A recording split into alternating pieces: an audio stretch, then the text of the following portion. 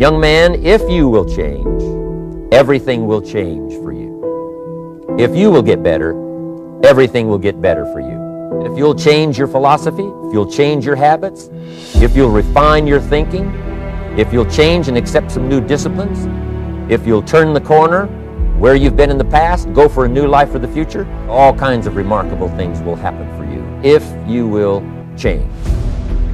Have a mind that is open to everything and attached to nothing. There are many ways to get the things that we want for ourselves in our lives, but basically it all begins with how we choose to think. As you think, so shall you be. You know, a paradigm can cause us enormous problems because it's causing our results, and if the results aren't what we want, we don't understand that those results are really being motivated by paradigms, we may never change the results. And most people go through their life and they never do change the results. They try and change everything under the sun, but they don't realize if they want to change the results, they have to change themselves. If they're going to change themselves, what part of themselves do they have to change? They have to change their subconscious conditioning. That's what they have to change. When you're obsessed with what you want, you begin to hear those conversations. When you're not obsessed, you miss them. Or you'll see something that you wouldn't see. You'll see the prospect. You'll see the situation. You'll see the opportunity. It's literally reveals you. It's almost like the Matrix. It changes our world. This is the power of what we think about. It's the most misunderstood thing in the world. It's literally taking control of your thoughts and pointing it at your life and your goals and your dreams as a weapon to magnetize towards you what you want. Most people are not accumulating wealth. Most people are living in poverty. Most people are living far below their potential, not because they don't have the capacity, not because they have not been given authority and dominion over everything on the face of the earth, but most people are living like they're living because of the fact that they don't believe they can have any more than what they now have. If you can determine what a man shall think, you'll never have to concern yourself with what he will do. If you can make a man feel inferior, you never have to compel him to seek an inferior status, for he will seek it himself.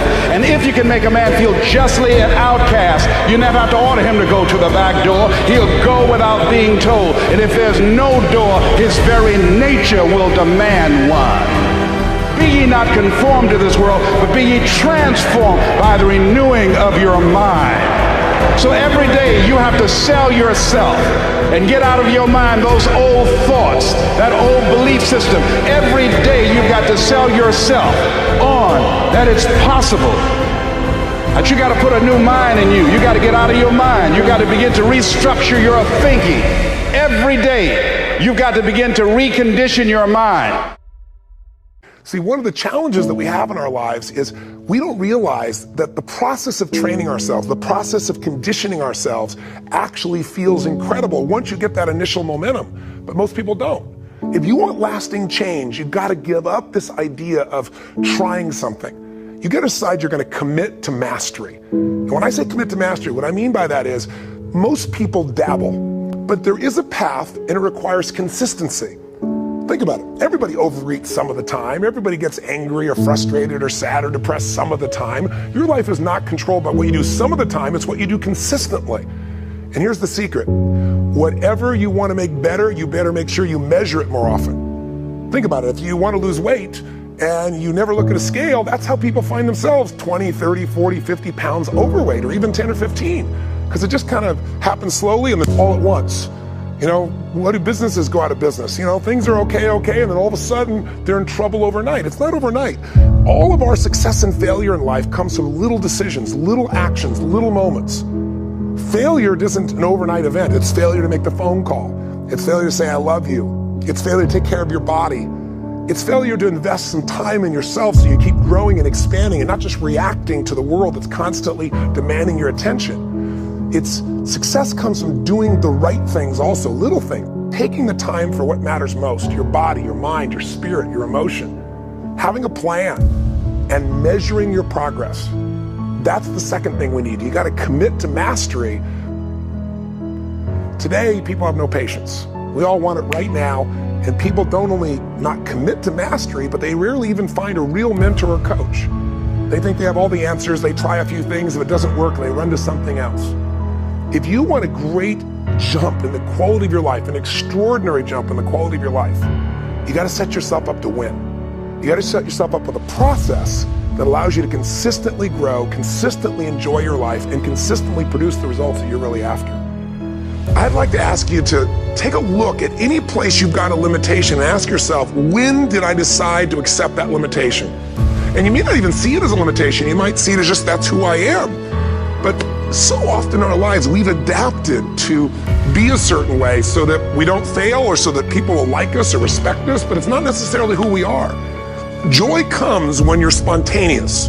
It's really hard to be truly happy when you're not being yourself. And most of us have no clue who we are. People do things spontaneously without thinking, because that's when the real you shows up. That's when the energy comes alive. And when you do that, when you start to connect to your true nature, suddenly there's energy available for you to set a higher standard for what you want in your life. That's what this is really all about. And when I talk about standards, when I talk about, shoulds versus musts, think about your own life. I know there have been areas in your life where some point in time you just shifted and you raised the standard and your life changed. Because whatever people have their identity attached to, they live. We live who we believe we are. That's just how it works. Your physical body today is an absolute reflection of only one thing. Not your goals, not your desires, but your standards. The identity you have for yourself. If your standard is you're an athlete, then there's a certain amount of strength, a muscle tone, and energy that's available in your body on a regular basis because that's who you are. And so you do whatever's necessary to maintain that identity. Again, the strongest force in the human personality is this need to stay consistent with how we define ourselves. Because if you don't know who you are, you wouldn't know how to act. Once you lock in on that identity, your brain finds a way to keep you there. If you say, man, I'm overweight, I've always been overweight, I'm big boned, and that's the story you got, then you're gonna always find a way to get back there. That's your settling point. That's your identity. That's where things lock in. If you see somebody who's in really great shape, you ask them, do you work out? You know the answer. Yes, how often? And they'll tell you 3 times, 4 times, 5 times a week, whatever. Now, do you think those people that are out there working out 5 days a week, do they have more time than you do? Or I have, or anybody else? Of course not. Is their life less busy? Of course not. It's just a must for them. They must work out that way, and they've made that turn, their life changed. So I'm not saying you have to work out 5 days a week. I'm just saying whatever you really want, wants don't get met consistently. Standards do. Whatever you identify, this is who I am. And so it's not so much about changing your identity as there's expanding it. Deciding that, instead of your goals to lose 10 pounds, which is not compelling, what if your vision was to get back to my fighting weight? This year, this month, this next 90 days, I'm gonna transform my body. I'm gonna take on a new challenge. I'm gonna find some technique or strategy, there's a million of them, that can reframe myself where I want to feel younger, stronger, more vibrant than ever before. Here's my reasons, because I want the energy to really make my life work, because it's tough out there and I want to be stronger than I've ever been before. You identify yourself in a new way and you own that every day, and that becomes the standard of how you live, you'll find the way to make that standard real. Money's the same way. Think about it. It doesn't matter what's happening, quote unquote, in the marketplace. People that make money find a way to make money no matter what, don't they? I mean, most people's standard is to pay their bills. So that's what most people find a way to do, even when economic times get tough. Most people, if that's their absolute standard, they find a way. Some people's standard is pay their bills most of the time. And so most of the time they do. Some people's standard is not just to pay their bills, but to take care of their family and maybe even some of their friends. And they find a way. In fact, some people may be in a family where they don't have enough money. They barely have money to pay their bills. They work their guts out. And then somebody, their mother, their father, somebody else, their sister gets ill, and there's not enough money to take care of it. Nobody else has money in the family. They don't either, but they find a way to get that money to take care of their mother or father, don't they? And pay their bills. They never could do it before. Why? The situation made them raise their own standard. And not everybody does that. Somebody else in the family might have money and still not take care of their mother. It all comes down to the inner game, my friends. Changing your life is a change in the inner game. 5 sources of inspiration. Here's the first one. Deciding. If you just make a decision, it can be sometimes the day that starts you on a brand new journey. Now, some decisions are incidental and some are small, and some, are part of a working day. But sometimes decision making can be one of the most important days of your life. Maybe a decision you've postponed, and now you understand the penalty of postponing that decision. You've got to do something, and finally you come to the conclusion, today is the day. I now decide. And whether you decide on a new direction, whether you decide on a refinement in philosophy, whether you decide to act when before you haven't acted, you decide on a series of things that you're going to do, you decide. Deciding can be such an incredibly important, very exciting, inspirational day. Also, deciding sometimes starts the process of lifting our self-esteem. Sometimes when you look back on it, the day that you decided was just about as exciting as the day when you finally accomplished the project. That when you finally made the decision, you finally got the monkey off your back, as we say in English. You finally got through whatever barriers kept you from making that decision, and finally you made a decision. And now it seems like the sky is blue and the air is clear and your mind is ready, and the adrenaline starts to flow, things start to happen to you from that moment of decision.